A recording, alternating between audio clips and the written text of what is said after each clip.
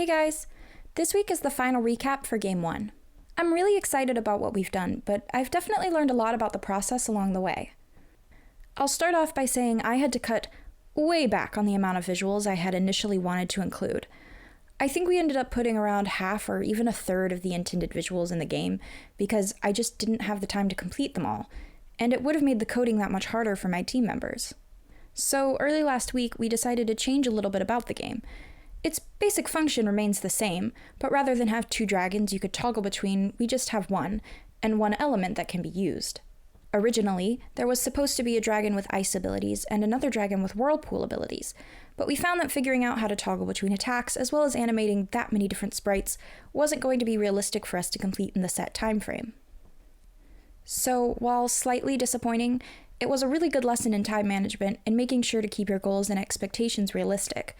We all have a lot going on in our other classes, and while it would be fun, we simply can't dedicate all of our time to this singular project. With that being said, let's look at what I was able to get finished. I'm really relieved to say that one of my teammates took on sound, so I won't be going over any of that here.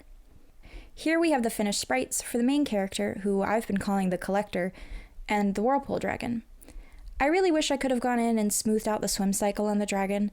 There's this part here on the wing that kind of really annoys me, but I had to prioritize getting other necessary sprites completed rather than clean up the ones that would serve their purpose well enough.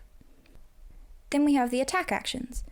The attack for the main character is a little different, as you command the dragon who does the actual attack, which results in this little water gun animation here. Obviously, we needed to have enemies so the player can collect the number of pearls required to move on to the boss. So with that, we introduce our little shark. He's kinda cute, but too bad the entire purpose of the game is to kill him so you can collect the item he drops. Then there's the big bad boss himself. In the beginning, I had wanted to complete a whole intro animation for this guy, but I was learning that not only would this be time-consuming for me, but the coding for that kind of stuff was going to add more than my teammates really had the time for either. Lastly are the rooms and the title screen. I really liked how these turned out, to be honest. They were fun to draw, and I love underwater and cool blue environments, so this was kind of soul food for me.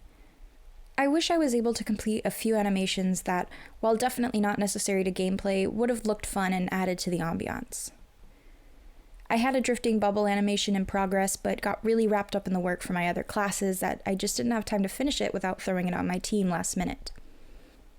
It's been a really unique experience, and I hope that I can take what I've learned here and apply it to the second game to improve and make something even stronger than this.